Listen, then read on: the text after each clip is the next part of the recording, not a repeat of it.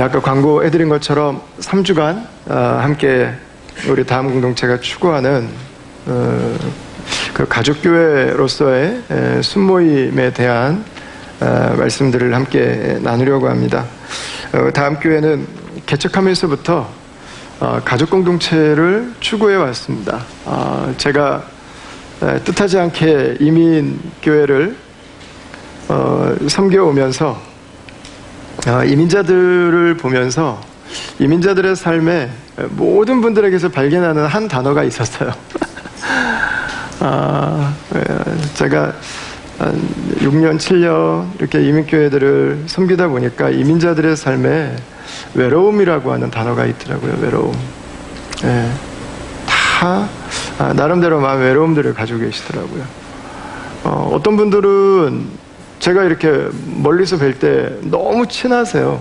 너무 가까우시고 저분들은 정말 친하시구나라고 생각을 했는데, 그 중에 한 분이 좀 요즘에 얼굴이 좀 안 좋으신 것 같아가지고 제가 함께 교제하시는 분에게 여쭈어봤어요. 이분이 얼굴이 좀 안 좋으신데 혹시 무슨 일이 있으세요? 그랬더니 전혀 모르시더라고요. 그러니까 만나서는 하호 즐겁고 기쁘고 재밌는데 실제로 우리의 마음을 나눌 수 있는 사람들이 참 없어요. 거기다 우리가 살아가고 있는 이 문화권 자체가 우리 스스로 마음을 닫고 살아가도록 하지 함께 살아가도록 해주는 그 문화 안에 우리가 들어가 있지 않습니다. 그래서 저는 이 다음 교회를 개척하면서 어떤 공동체를 우리가 개척해야 될까에 대해서 고민하면서 우리 다음 공동체 맨 이 뒷면에 있는 다음 교회 핵심 가치 5개 중에 3번째를 가족 공동체로 추구하게 되었습니다. 그러니까 이게 이민자들에게는 정말 함께 옆에서 지지해주는 분들이 꼭 필요하구나. 이게 외롭다 보니까 문제가 생기면은요 너무 극단적으로 가버려요. 그렇게 순화해가지를 못해요.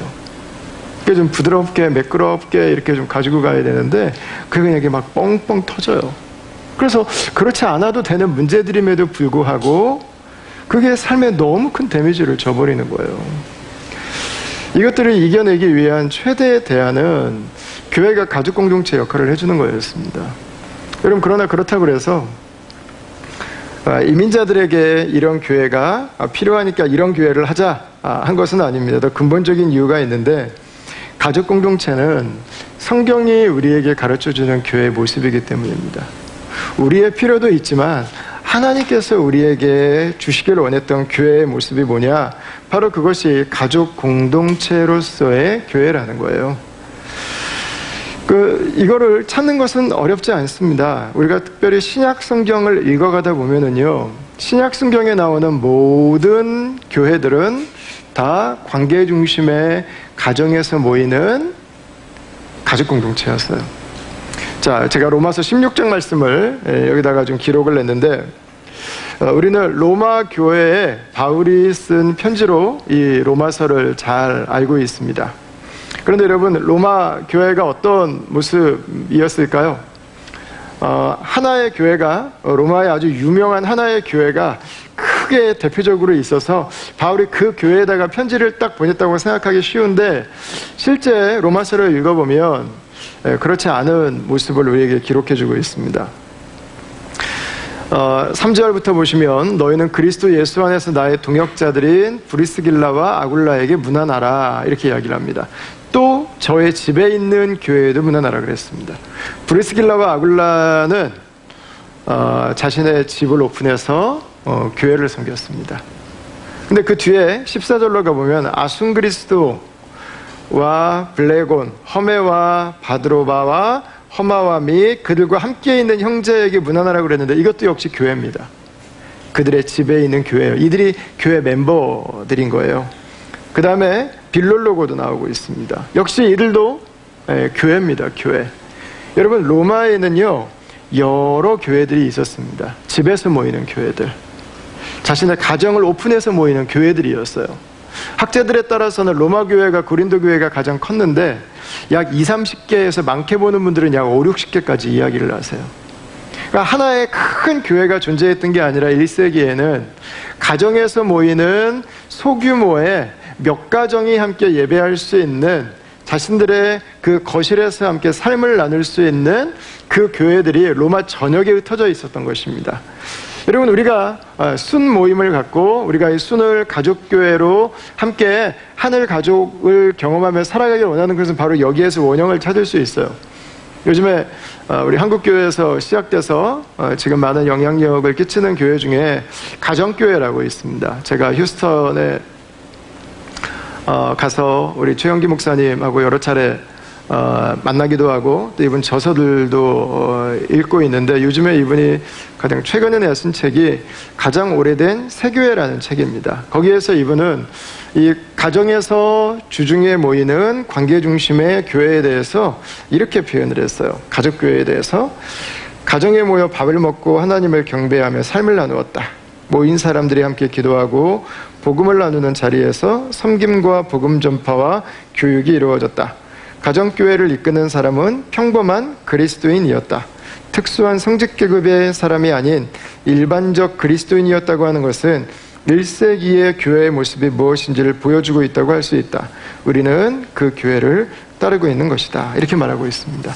1세기의 전반적인 교회의 모습이 자신의 가정을 오픈해서 함께 몇 가정이 모여서 관계 중심의 가족 공동체를 이루어가고 있는 바로 그 모습이었다는 것입니다.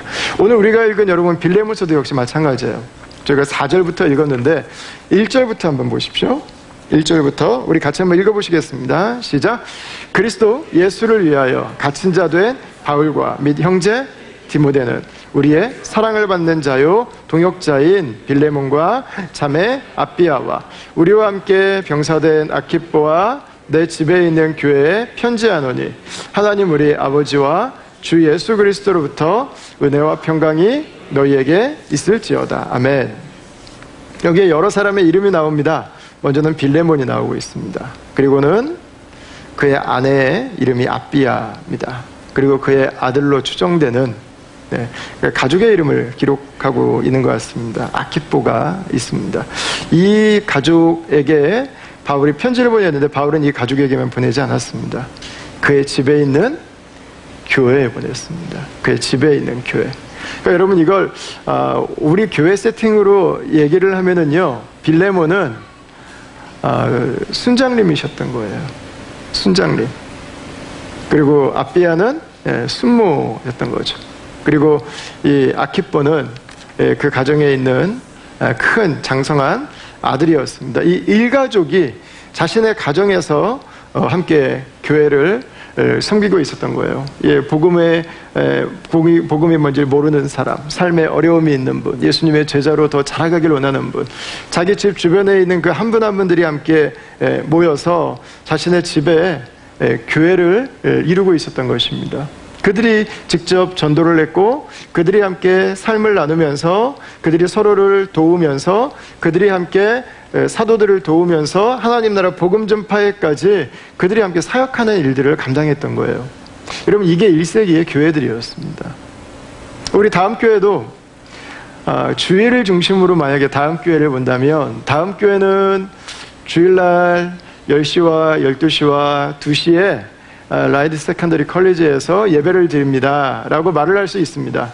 여러분, 그러나 이 신약성경의 기준으로 만약에 본다면 다음 교회는 시드니 전역의 곳곳의 가정에서 순이라고 하는 이름으로 모이는 가족교회들이 함께 말씀을 나누며 살아가고, 함께 서로를 위해 기도하고 살아가고, 어려움이 있으면 서로 돕고, 선교사님들을 위해서 스스로 헌금을 하고 함께 하나님 나라를 위해서 동역하는 그 교회를 이루고 살아가다가 주일날 함께 그들이 라이드 세컨더리 컬리지에 모여서 예배하는 공동체를 말하는 거죠. 우리 다음 교회가 주일날 이곳에만 있지 않습니다. 여러분들이 이곳을 다 나가시면 여러분, 여기는 더 이상 교회가 없어요. 다음 교회 가고 싶다고 여기에 오셔야 아무도 없습니다. 이곳을 나가면 바로 여러분들이 교회입니다. 여러분들이 계시는 집이 바로 교회입니다. 여러분들이 계시는 바로 그 사무실이 여러분들의 교회예요. 여러분들의 강의실이, 여러분들의 현장이 바로 그 교회가 되는 것이죠. 여러분, 오늘 우리가 읽은 본문은 어떻게 이 믿음의 공동체가 가정 안에서 존재할 수 있었을까? 그리고 우리가 이 순을 가족교회로 함께 세워가기 위한 이 수고가 과연 어떤 가치가 있는 것들일까에 대해서 오늘 여러분들과 함께 잠시 이 말씀을 나눌 수 있도록 하겠습니다. 첫 번째로 우리가 함께 가족교회인 순을 이루어간다고 할 때 우리에게 가장 소중한 가치는 우리가 함께 하늘 가족이 되어가는 것입니다. 하늘 가족이 되어가는 것. 하늘 가족이 생기는 거예요. 교회에 대한 성경의 데피니션 중에 가장 중요한 한 가지는 가족입니다. 가족. 갈라디아서 6장 10절 말씀을 한번 보시면, 그러므로 우리는 기회에 있는 대로 모든 이에게 착한 일을 하되 더욱 믿음의 가정들에게 할지니라 그랬어요. 여기 믿음의 가정은요, 가족입니다. 갈라디아 지역에 있던 믿음의 공동체 안에 있던 그 가족들을 말하는 거예요. 먼저 그들에게 하라고 이야기를 하고 있는 것입니다. 에베소서 2장 19절은 이렇게 표현합니다. 우리 말씀 잘 아시는 말씀인데 같이 한번 읽어보시도록 하겠습니다. 그러므로 이제부터 너희는 외인도 아니요 나그네도 아니요 오직 성도들과 동일한 시민이요 하나님의 권속이라. 아멘. 더 이상 이제 여러분들은 이방인이 아닙니다. 이제 방문자들이 아닙니다. 이제 손님들이 아닙니다. 이렇게 이야기하면서 성도들을 하나님의 가족이라고 이야기를 했습니다. 권속은 확대 가족을 말하는 것입니다. 확대 가족. 우리 집에 있는 자녀들만이 아니라 노비들, 호주 문화로 말한다면 펫까지 그 안에 포함될지 모르겠는데 확대된 그 가족을 말하는 것입니다. 하나님은 우리를 구원하실 때 우리를 하나님의 가족으로 부르신 것입니다. 우리를 하나님의 자녀로 부르신 것입니다. 우리가 구원받았다라고 하는 말은 하나님의 자녀가 됐다고 하는 말이죠. 그래, 요한복음 1장 12절에서 여러분 말하잖아요. 우리가 예수님을 영접한다고 하는 것은 하나님의 자녀가 되는 것이다. 그렇게 이야기를 하고 있습니다. 하나님이 우리를 보실 때는 그분의 자녀로 보세요. 그분의 아들로 보시고 그분의 딸로 보시고. 여러분, 우리가 그분의 아들과 딸이기 때문에 우리는 서로에게 형제가 되고 자매가 되는 것입니다. 그래서 우리가 인사할 때 옆에 계신 분에게 형님 반갑습니다, 누님 반갑습니다 한 것은 그냥 인사를 위한 멘트가 아니라 우리의 관계에 대한 것이죠.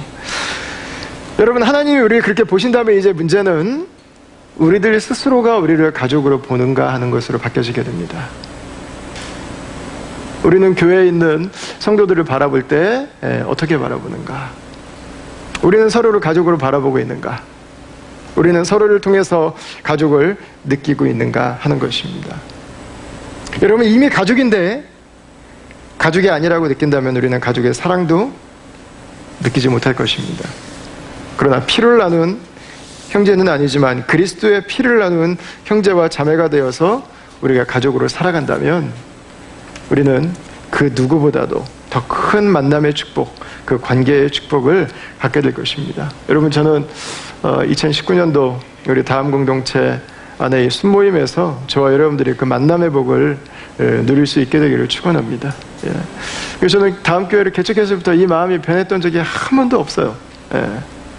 우리 다음 교회가 이 다산교회라고 하는 이 별명답게 한 3, 4년 정말 열심히 이 출산의 이 과정들을 지나면서 이 지금 순을 너무 강조하면 오히려 성도들이 너무 지치겠다, 지금은 안 되겠다 싶어서 의도적으로 잠시 강조를 미룬 적은 있지만, 다음 교회가 건강해지고 온전한 다음 교회는 가정에서 함께 소그룹으로 모이는 진정한 교제가 있는 하나님 나라를 경험하는 그 모습이라고 하는 것을 저는 단 한시도 잊은 적이 없습니다. 그리고 교회는 바로 그래야 된다고 하는 것에 대해서 한 번도 생각을 바꾼 적이 없어요.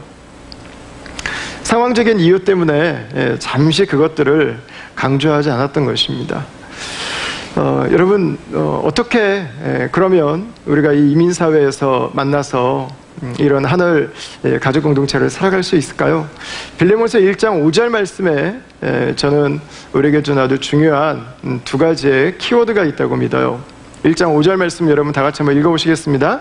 주 예수와 및 모든 성도에 대한 내 사랑과 믿음이 있음을 들음이니. 아멘. 이 말씀은 빌레몬에 대한 이야기이지만 동시에 저는 이것은 빌레몬이 속해 있는 그 공동체 전체가 가지고 있었던 저는 삶의 부분이라고 믿습니다. 첫 번째는 예수를 향한 신실함이 있었습니다. 예수를 향한 신실함. 예수님 앞에서 한결같은 모습. 여러분, 그 사람이 항상 그 모습으로 그 자리에 서 있어 준다고 하는 것, 여러분 어떠세요? 우리 모두가 다 바라는 거 아닐까요? 그죠? 우리가 다른 사람들에게 신뢰를 얻을 수, 우리가 신뢰를 줄 수 있는 사람은 여러분 어떤 사람입니까? 한결같은 사람이죠. 그 자리에 서 있어 주는 사람이죠. 변함이 없는 사람이죠. 그런 사람을 싫어하는 사람은 없습니다. 여러분, 빌레몬이 이렇게 살 수 있었던 이유는 예수를 향한 신뢰가 있었기 때문입니다. 예수님 앞에 신실했어요. 그 뿌리가 예수님에게 박혀 있었기 때문에 그렇습니다. 빌레몬이 원래 인품이 좋고 원래 뛰어난 사람이기 때문이 아니라 빌레몬이 성도들에게 신뢰를 얻을 수 있었던 이유는 그리스도 앞에서 날마다 살았기 때문입니다.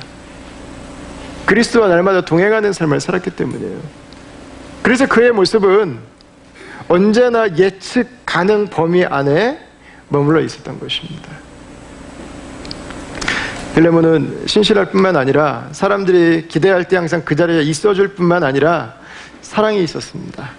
그는 다른 사람들에게 따뜻했습니다. 부드러웠고 다른 사람들을 품을 준비가 되어 있었습니다.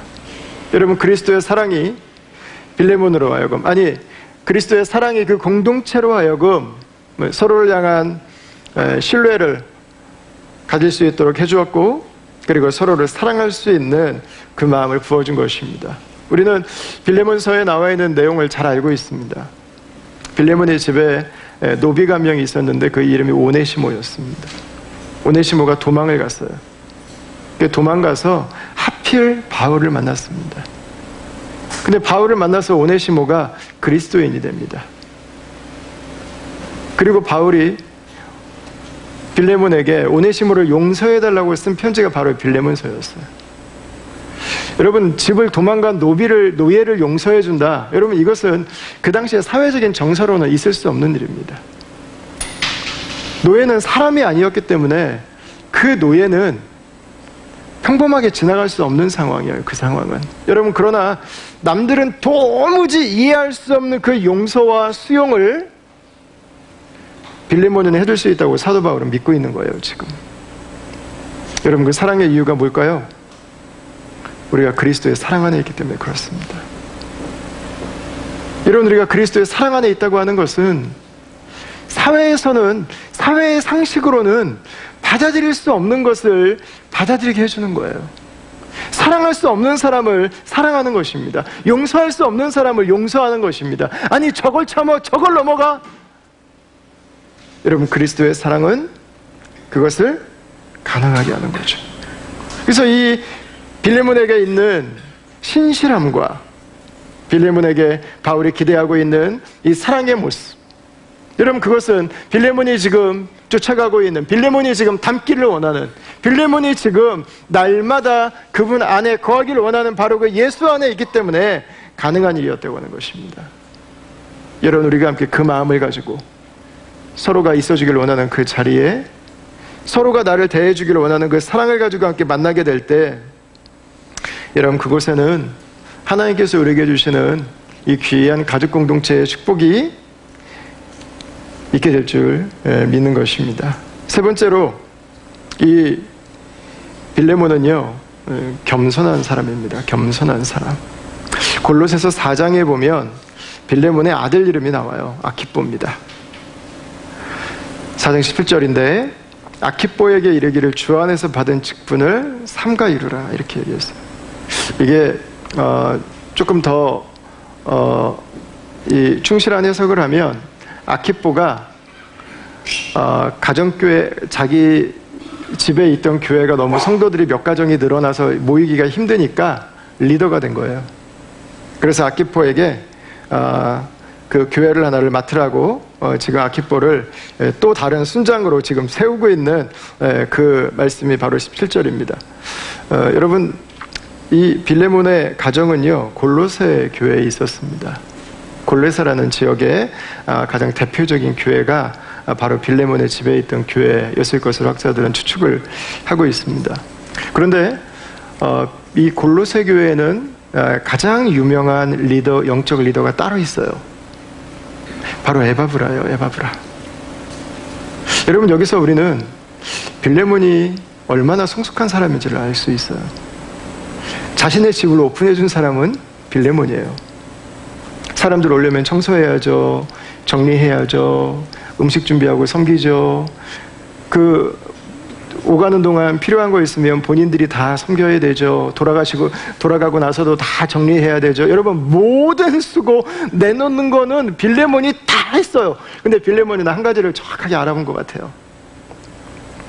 나보다 에바브라가 더 하나님의 교회를 섬길 영적 지도자로 잘 준비가 되어 있다는 거예요. 그래서 그는 자신의 집을 오픈하지만 에바브라를 리더로 세운 데 주저하지 않아요.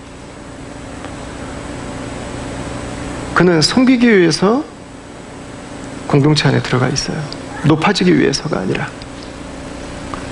여러분, 세상의 방식은 내 걸 더 많이 내놨으면 내가 더 많이 얻는 거예요. 내가 준 만큼 받아야 돼요. 그건 세상이에요.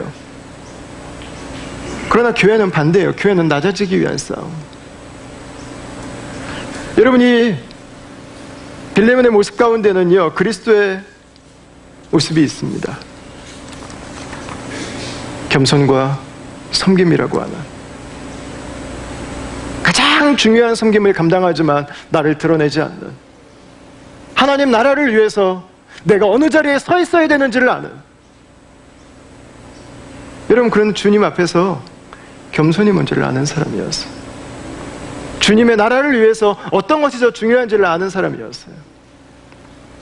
그는 자신이 높아지려 하지 않고, 그는 자신이 힘을 갖고 자신이 원하는 대로 자신의 이름을 세우고 자신을 높이기 위해서 그 공동체를 섬긴 게 아니었다는 거예요. 그에게는 그게 별로 중요하지 않았어요. 그에게는 그게 의미가 있지 않았어요. 그에게는 천국이 더 소중했습니다. 그에게는 주님의 공동체를 이루는 것이 더 값진 것이었습니다. 그는 교회를 위해서 자신의 모든 것을 드린 것이었습니다. 여러분, 저는 이것이 우리가 서로 신뢰할 수 있고 우리가 서로를 사랑하지만 우리가 천국 공동체로 존재할 수 있는, 저는 마지막 세 번째 키워드라고 믿어요. 나를 내려놓는 것입니다. 나를 내려놓는 것. 다른 사람들을 섬기기 위해서 주님 앞에 겸손의 자리로 가는 것입니다. 예수 그리스도의 성품, 그 겸손과 섬김이 이 빌레몬의 모습 가운데 묻어나고 있죠. 여러분, 우리가 공동체를 섬길 때 우리가 더 많이 섬긴다면 조용히 섬겨야 될 필요가 있습니다. 우리가 그러면서 더 많은 인정을 받고 있다면 우리는 더 엎드려야 됩니다. 우리는 더 낮아져야 됩니다. 우리는 더 많은 말을 하지 말아야 돼요. 나에게 교회에 대한 기대가 더 커질수록 사람들이 나를 더 수고한다고, 나를 더 헌신한다고 박수를 보내줄수록, 여러분, 우리에게 필요한 모습은 바로 이 빌레몬의 모습입니다. 그때 교회는 천국을 경험할 수 있어요. 그러나 나의 것을 요구하기 시작하고 내 목소리를 내기 시작하고 예수의 목소리가 아니라, 예수의 모습이 아니라 나의 것들이 나오기 시작하면 교회는 어려워집니다. 그러나 서로가 기대할 때 바로 그 자리에 있어주고, 나의 어떤 모습이라 할지라도 그 모습들을 받아주고 수용해주고 사랑하고, 그 가운데서 서로 겸손으로 섬기기 위해 준비하고 있는 분들이 함께 만난다면요, 여러분, 누가 만나게 되든 어디서 만나게 되든 여러분, 그곳에는 반드시 천국의 공동체가 이루어지게 될 줄 믿습니다. 그것이 우리가 함께 이 가족교회로 우리의 순을 세워가면서 우리가 함께 기도하기를 원하는 제목이고요. 이 공동체가 이 천국을 경험하기 위해서 우리 모두가 다 함께 품기를 원하는 바로 그 소원함입니다. 자, 그러면 이렇게 함께 우리가 천국 공동체를 이루어가는 것이 과연 나에게만 유익할까? 여러분, 저는 그렇지 않다고 믿습니다. 이것은 성경적인 교회 회복입니다. 성경적인 교회 회복. 오늘 본문에 나오는 빌레몬도 마찬가지고 아까 로마서에서 봤던 분들도 마찬가지고요. 성경에 나오는 1세기의 성경에 나오는 모든 교회 리더들의 공통점이 하나 있는데 그것은 다 성도들이었다는 것입니다. 직업을 가진 그리스도인들이었어요. 성직자 계층들이 아니었습니다. 물론 2세기로 가면서 교회가 점점 커지고 성도들이 많아지고 환란 가운데서 교회가 생존해 가기 위해서 리더십 체계가 만들어집니다. 그거 자체를 다 부정하거나 나쁘다고 말하면 안 됩니다. 있어야 됩니다. 그러나 우리가 중요하게 생각해야 되는 것은 교회의 본질이 무엇인가라는 거예요. 본질이 무엇인가. 2세기에 가면은요, 집을 개조한 교회가 등장하기 시작합니다. 집을 개조한 교회. 우리 한국도 초대교회 집을 개조했었죠. 그래서 약 70명 정도가 들어갈 수 있는 교회가 만들어지게 됩니다. 3세기가 되면 예배를 드리기 위해서 건물을 짓기 시작합니다. 그게 3세기예요. 네.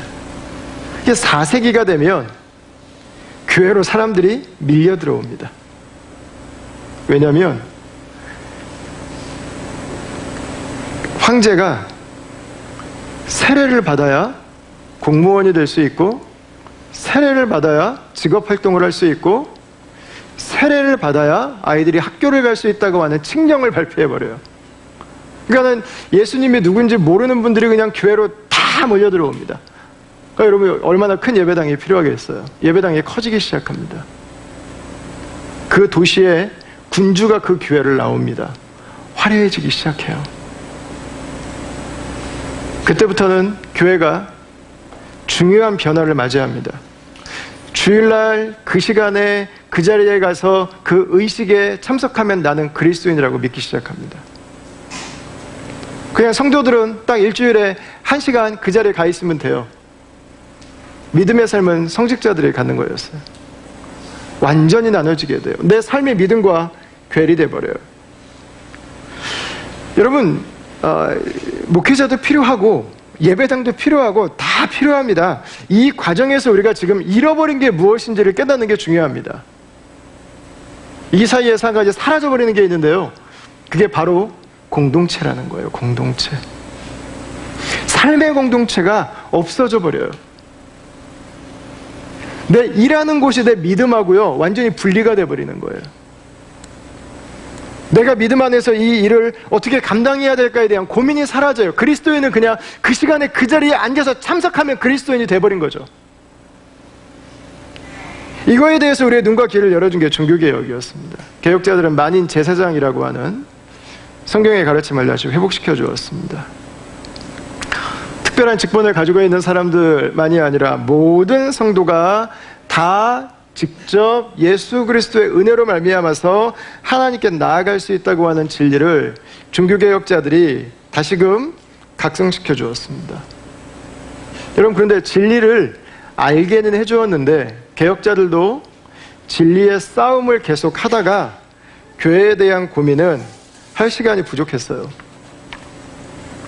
그 종교개혁을 처음 공식적 종교개혁의 이 선두에 서 있는 마틴 루터 자체도 그의 일대기를 읽어보면 그는 캐톨릭 교회를 나오고 싶은 마음이 없었어요. 그냥 캐톨릭 교회를 약간 개혁하고 싶었지, 그냥 그 안에 루터도 머물고 싶었습니다.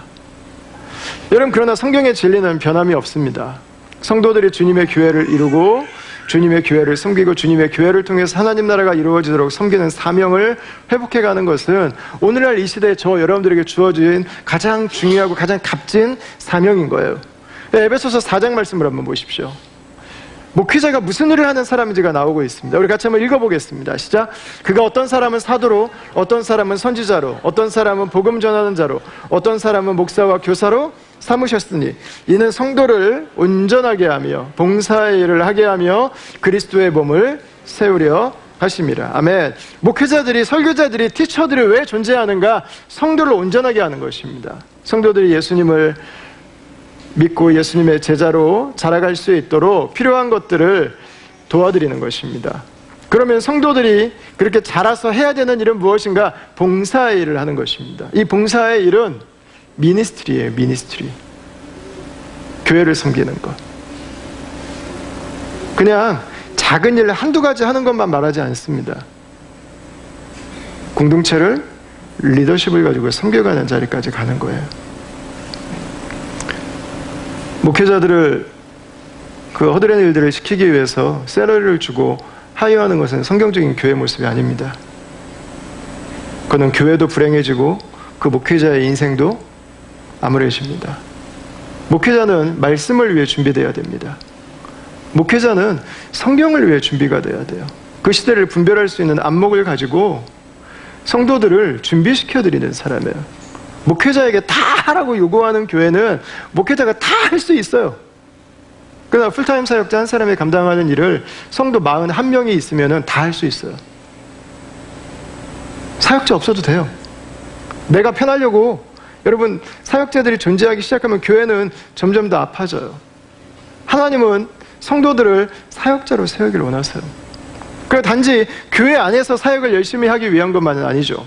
그리스도의 몸을 세우는 것까지 교회를 개척하고 이 땅 가운데 하나님의 나라를 이루어가는 것입니다. 여러분 저는 이런 면에서 본다면 저는 다음 교회는 굉장히 건강한 교회라고 건강하기 위해서 저는 노력하는 교회라고 저는 생각해요. 예, 우리 한 분 한 분들께서 교회에 대한 애정을 가지고 함께 동역하고 섬기기 위해서 애쓰는 모습은 참 언제 봐도 정말 감동이에요. 보통 어느 정도 숫자가 넘으면 성도의 80%는 다 구경꾼의 자리에 섭니다. 우리 가수들이 공연하는 혹시 콘서트장을 가보셨겠죠? 예, 혹시 운동 선수들 게임하는 그 스테디움을 여러분들 가보셨겠죠? 몇천 명, 몇만 명이 목이 터지도록 이름을 외치고 아주 환상적인 밴드와 여러분 그 시간에는 정말 내 모든 인생이 다 거기 걸려있는 것처럼 한두 시간을 보냅니다. 여러분 그러나 문제는 그 뒤에요. 그들이 그곳을 떠나고 난 이후에 남아있는 것은 쓰레기 외에 아무것도 없어요. 그 열광적인 분위기가 그 뜨거운 마음이 내 인생에 이 사회를 변화시켰는데 아무런 도움이 되지 않아요. 그냥 내 감정만 쏟아냈을 뿐이죠. 여러분 문제는 교회도 그럴 수 있다는 거예요. 교회도 그럴 수 있다고 하는 거. 여러분 어떻게 건강한 교회로 갈 수 있나요? 성도들이 예수님의 제자로 자라가기 위해서 우리의 마음을 결정하는 것입니다. 다니는 교회가 아니라 예수님을 만나기 위해서 내 삶을 그리스도 앞에 내어드리는 그리스도인으로 발걸음을 내딛기 시작하는 것입니다. 그리고 하나님께서 우리에게 주신 이 공동체를 섬기기 위해서 함께 교회를 이루어가는 거예요. 그리고 그 교회를 함께 섬겨가는 것입니다. 여러분 우리가 함께 가족 공동체로서의 순을 이루어가기 위한 수고는 단지 다음 교회 안에 다양한 프로그램 중에 하나가 될 수 없습니다. 이것은 우리가 주일날 예배 드리는 것과 똑같이 중요한 교회입니다. 이 교회를 우리가 이루고 이 교회를 세워가는 것은 우리 한 사람 한 사람들이 성경에서 말하는 것처럼 사역자를 세워지는 것입니다. 그리고 서로의 삶을 함께 나누면서 공동체를 경험하고 우리 교회는 선교도 순회서 하잖아요. 하나님의 나라를 위해서 헌신하는 그 과정에 우리가 다 함께 동참해가는 것입니다.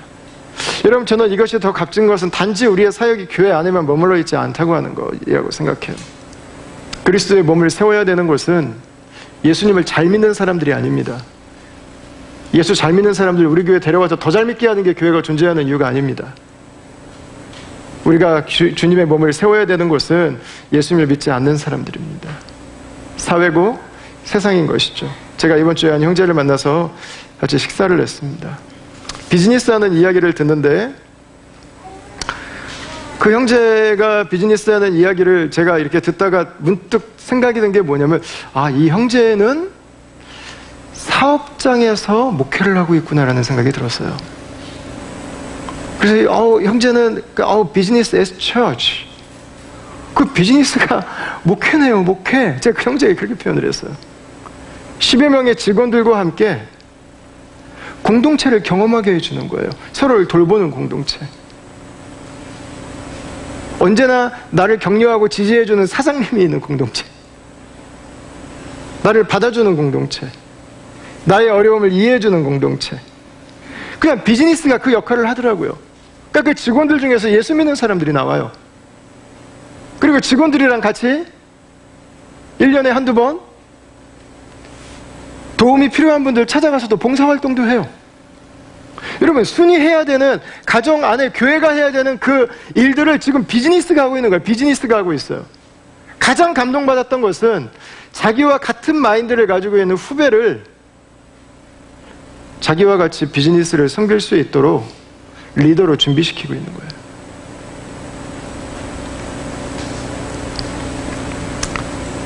여러분, 그분은 사업을 하지만 목회자죠.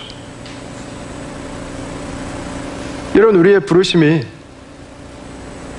교회 안에만 있다고 저는 믿지 않습니다. 우리가 함께 가정에서 모여서 우리의 삶을 나누어야 되는 이유, 그것은 우리가 날마다 가장 많은 시간을 들여서 보내는 바로 그 삶의 현장이 주의 나라가 이루어져야 되는 바로 그곳이기 때문입니다. 여러분, 저는 우리 다음 공동체가 2019년도에 그 주님의 가족 공동체를 아름답게 이루어갈 수 있기를 바랍니다. 그래서 그곳에서 우리가 함께 서로 신뢰할 수 있는 사람들을 만날 수 있는 곳, 나를 받아주는 곳, 그리고 겸손으로 서로를 섬기기 위해서 준비하고 있는 사람들. 여러분, 이런 사람들이 새날가정 함께 모여있다면 여러분 얼마나 행복하겠습니까? 그 공동체가 함께 복음을 전하기 위해서 마음을 모으고 제자로 살아가고 제자를 삼고 몇 가정이 더 모이면 그 교회가 분립을 해서 다른 순을 세우기도 하고, 우리가 살아가는 삶의 기도 제목들과 우리가 살아가는 그 삶의 현장의 이야기들을 함께 나누면서 우리가 어떻게 그리스도인으로 내가 있는 그곳을 축복할 수 있는지, 어떻게 그곳에 하나님께서 나를 보내신 그 부르심을 감당할 수 있는지를 나누기 시작한다면, 여러분, 우리가 주일날 이 강단에서 선포되는 이 말씀, 여러분, 이 말씀이 내 삶을 통해서 우리의 관계들을 통해서 여러분 구체적으로 우리의 삶의 현장으로 나아갈 수 있게 되지 않겠습니까? 우리가 가족교회를 참여한다고 하는 것은 신앙생활을 하던 것이 생활신앙으로 바뀌어가는 것입니다. 내가 지식으로 알고 있던 믿음이 내 삶으로 녹아져가는 과정에 우리가 드디어 참여하게 되는 것입니다. 여러분, 다음 교회는 많은 좋은 소문들을 가지고 있습니다. 그러나 저는 그것이 다음 교회의 가장 큰 약점이 될 수 있다고도 저는 믿어요. 좋은 교회라고 하는 이 딱지가 주님의 교회로 가기 위한 가장 큰 장애물이 될 수 있는 것입니다.